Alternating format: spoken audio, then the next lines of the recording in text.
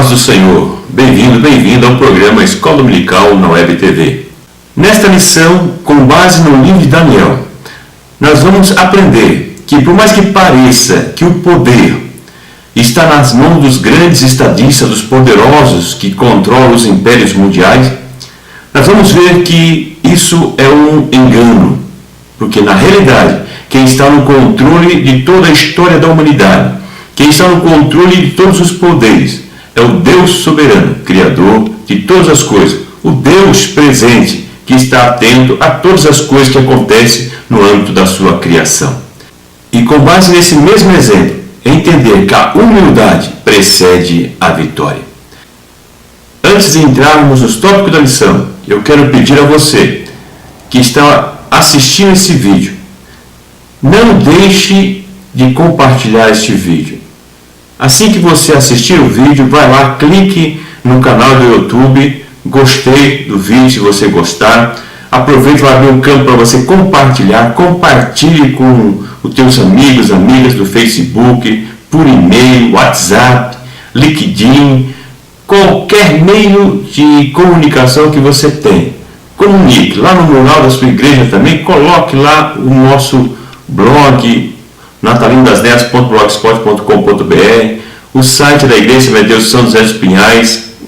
Divulgue, nos ajude sendo um cooperador, uma cooperadora desse programa, para que nós possamos contribuir com o maior número possível de professores e alunos da Escola Bíblica Dominical.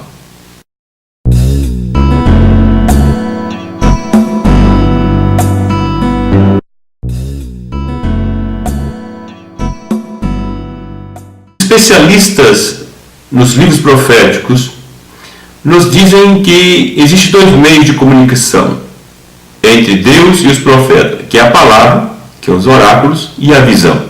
No momento em que Deus revela-se ao ser humano através da sua palavra ou através de visões, quer seja sonhos ou quer seja pessoas que conseguem visualizar, conforme nós vemos em alguns profetas, algumas visões ainda no estado de êxtase, onde Deus revela algum ensinamento e revela alguma mensagem para o ser humano. Nesse texto de Daniel, capítulo 2, nós vamos perceber que Deus se revela não para um profeta, que Deus dá um sonho não para um dos grandes reis de Israel, mas para Nabucodonosor, um rei pagão, o rei da Babilônia.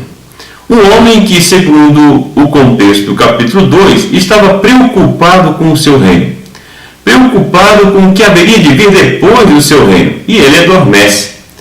E quando ele adormece, ele tem um sonho, e esse sonho perturba muito esse rei, porque ele entende e ele percebe que aquele sonho tem um significado especial.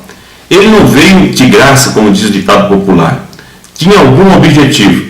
E ele entendia que isso vinha de um ser superior, porque os babilônicos eram politeístas, já comentamos sobre isso, acreditavam em vários deuses, e acreditavam que possivelmente isso tenha vindo de algum dos deuses, talvez até do principal dos deuses dos babilônicos, Marduk, Bel, e ele ficou preocupado. Fato é que ao amanhecer, ele imediatamente manda chamar os magos, encantadores, astrólogos, os feiticeiros do seu reino, para pedir a esses que revelassem para ele o sonho. Como eu deixo algumas citações no arquivo de slide aí para vocês, era um costume daquela época, os reis, quando recebiam as suas visões, entenderem que eram visões que favoreciam o seu reinado ou favoreciam a sua própria pessoa. Então alimentava o ego desses reis. Em muitas situações eles eram favorecidos, na realidade, por falsas interpretações dos encantadores, dos magos do seu reino, porque tinham preocupação de não deixar triste o rei. O rei chama na sua presença, então, os seus sábios, encantadores, astrólogos, para que eles contassem o sonho, porque diz esse Nabucodonosor que o sonho que ele havia tido havia fugido da sua memória, ou seja, ele havia esquecido. O texto bíblico não relata se realmente ele havia esquecido ou se ele estava fazendo ali uma trama para para que os sábios, os magos, não usassem de subterfúgios para revelar o sonho. Então, ele diz: vocês terão que me revelar o sonho que eu tive e também a interpretação, para que não houvesse soma de dúvidas em relação a esta revelação. Mas o texto nos diz que esses homens não puderam revelar o sonho. E disseram ainda ao rei: ó rei, nunca ninguém, por mais poderoso que seja, pediu tal coisa. Porque esses mistérios são revelados aos deuses. Não temos como revelar. Conta-nos o sonho que daremos a sua interpretação.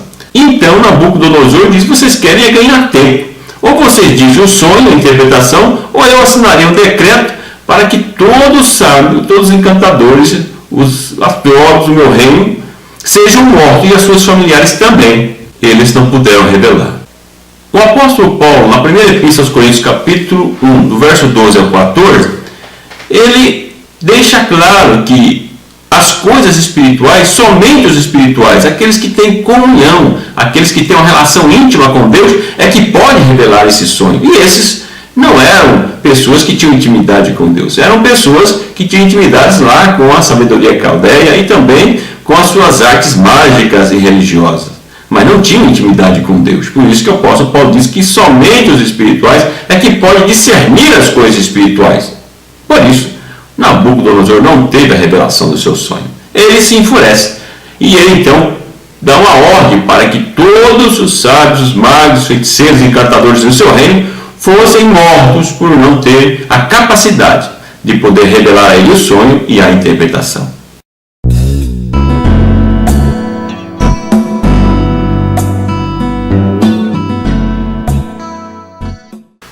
Quero aqui aproveitar para enfatizar que o sonho, Deus fala através do sonho, mas nem todos os sonhos são revelações de Deus. E nem todas as pessoas que se dizem pessoas com capacidade para revelações, elas realmente têm essa capacidade. Tem pessoas que querem revelar todos os tipos de sonho.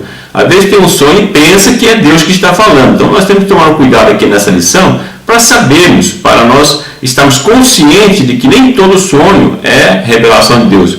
E na realidade eu enfatizo ainda mais, que são exceções, raras exceções, quando uma pessoa recebe uma revelação de Deus. Então não fique preocupado se você recebeu um sonho e querendo saber se foi Deus quem falou. A maior revelação de Deus para o ser humano é a sua palavra. É a palavra profética de Deus que Ele deixou escrito para nós. E ela é a que discerne sobre os espíritos, discerne sobre a nossa vida e que nos dá orientação para entendermos qual a vontade de Deus para a nossa vida. Então cuidado, você que tem aí o hábito de correr atrás de reveladores de sonho.